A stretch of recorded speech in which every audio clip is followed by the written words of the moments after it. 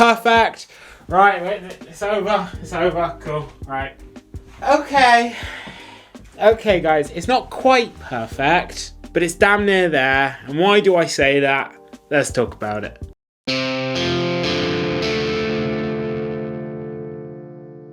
The Nomos Club Sport Neomatik Worldtimer. Specifically for this review in the volcano colour. When the watch was first released, it was released in 8 colours. 6 limited edition colours, which included Volcano, Jungle, Canyon, Glacier, Magma and Dune. Each of those, I believe, had 175 pieces, and then 2 mainline releases, the blue and the silver. My favourite was the Volcano, and I actually got hands-on with all of the colours. They actually came out with a full tray of them for me because influencer at Watches and Wonders, and took me to like a private little bit, and I felt like a right wanker Terry. The Nomos Worldtimer, the Club Sport Neomatik Worldtimer, was released to a lot of fanfare at Watches and Wonders. Some say it stole the show.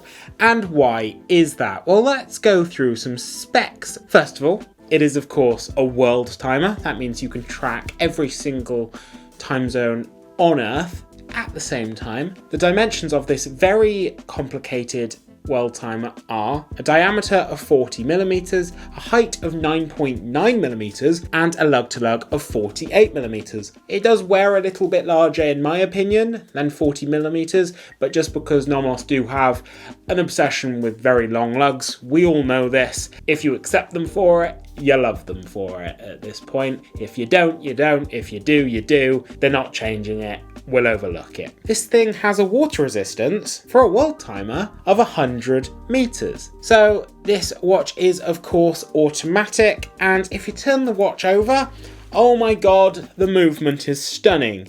It is featuring the in-house caliber DUW 3202, skeletonized rotor weight, beautiful finishing, 42-hour power reserve, which could be more, but it's a very slim, very wearable world timer. Can I just add the part world timer? So 42-hour power reserve is still very respectable for the size of this case and the complication that it holds. So I'm not really moaning about that, especially when it comes with 100 meters water resistance to boot. It's got the Club Sport case, so it's sort of very smooth, very pebble-like. There's no chamfering or anything. It feels like if you take the bracelet off, you could realistically skip this over a pond. Don't, because it costs a lot of money. What makes this watch so great? And it's not just the sizing or anything like that, or the complication, but it's actually how the complication works. Because it is one of the best implementations of a world timer I or many other people have ever seen. So what you do is you look at the time with the big hand, which is the minutes, and the little hand, which is the hours. And that's the time zone you're currently in. You then look at the chapter ring, which is your cities, and there is a red dot at 12 o'clock, which is currently set to London. And then all you do is you click the pusher and it changes the time zone. So the chapter ring not only changes, but also the hour hand jumps forward an hour. And that's all you do to change the time zone. My main comparison for this watch is the Omega Worldtimer. The cheapest version of the Aquaterra Worldtimer is £9,400. That is the cheapest version. Still an in-house movement, but it is 14 millimeters thick, 4 millimeters thicker than this, and it's 43 millimeter case diameter, and it's £9,400, which, spoiler alert, is more than double, much more than double this, okay? And I can't read it. I mean, people have explained it to me over my head, but the Omega Worldtimer just doesn't work for me. It's not usable. It takes far too much explaining. Whereas this, you just press a button. How great is that? But you might be thinking, it's not very good for traveling if I can't easily at a glance check my home time and stuff. Well, guys, you can, because all you have to do is look at that little sub-dial at 3 o'clock, because that is its own little hour hand with a 24-hour display, where the top half and the bottom half of that little sub-dial are always different colours, which is, again, same as a GMT for day or night. So it's got an easy to read home time and an easy to read world timer complication that's just super simple. Now, you would have the difficulty of, obviously, you can't set it at this point. You can't pull out the crown without changing both times together. And if you do want to change the position of the main hour hand without changing the city, you do have a pusher there. So you just get a pin, push that in, and it jumps forward the hour hand an hour without changing the city. And that is how you change all of other stuff. Otherwise, everything else is the same to a normal watch. But honestly, I fucking love this thing. I fucking love this thing. So that's how it works. That's why it's great. That's why all of the sizing and all of that stuff is perfect. But it does have some Nomos quirks. So let's talk about those. The bracelet. And I do like Nomos's bracelets, I'll be honest. They're very well built, they're very well finished, they feel nice, they look nice. I think they could do very well doing an option that doesn't have polished center links, but some people will like that and it matches the beautifully polished case. I will never understand why they feel the need to do the clasp backwards. Always. And of course, as people will say in the comments, I'll just turn the bracelet round. Well, if I turn the bracelet round, the word Nomos is upside down. I don't want the word Nomos to be like that. That doesn't work. I want the word Nomos to be the right way up and the clasp to open the right way. And no, I can't have everything. Nomos is a very quirky brand, but this does just still bother me because I'll go from wearing one brand, any other brand in the industry that I've ever worn, and it'll be one way round, and then I'll put on this or any Nomos and it'll just be the other way and it will bother me. It's just my own little foibles getting in my head. So that's not really the biggest thing.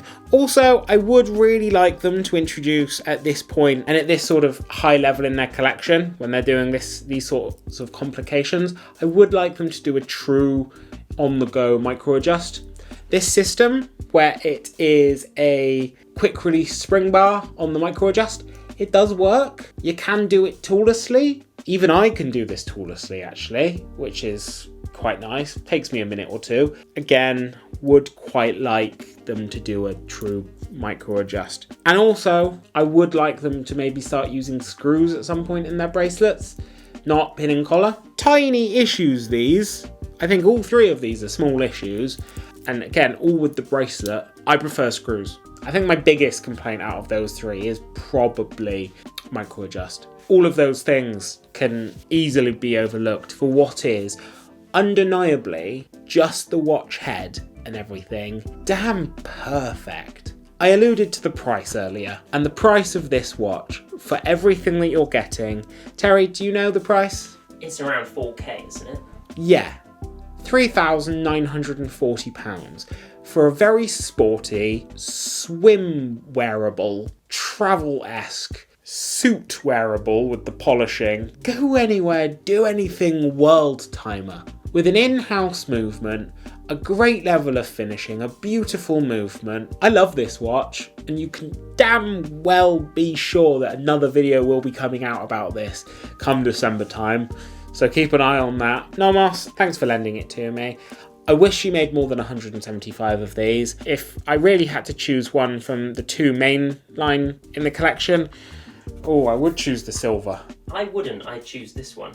Yeah, but this isn't the mainline collection. I don't care, I want this one. Yeah, I want this one, but they only made 175 and I can't choose it. I mean, there's no chance I'll ever be able to own one of these at this point. They made 175 and it's damn near perfect. Sorry, what do you think of this? I think it's absolutely stunning. It's quite stealthy.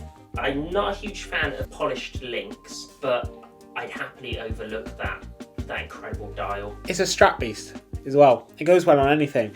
Like, I've been wearing it a lot on a Watch Gecko, shout out Watch Gecko, Octopod strap. Like, it's black with like a silver stripe down the middle. It goes brilliantly. I've been wearing this on so many different things and they all look brilliant. The red of the night really pops as well on that grey slate dial. Terry, I love it. You might have to wait a couple of years till You see it pop up on Chrono. If one of these ever pop up on Chrono 24, I may have to. But guys, what do you think of this watch? Would you get it for £4 grand? Would you not get it for £4 grand? And which of the colours is your favourite? Let me know down in the comments. And whilst you're down there, why not like, subscribe, ding that bell icon so you never miss another video, and why not click that join button, support the channel directly, just like everyone on screen now, because they're amazing, and you're also amazing if you watch this far into the video, so thank you very much, and watch yourselves. But also, watchyourselfgeorge.com, we got merch, we got updates, we got all sorts of things. It's a one-stop shop for everything us. So peace.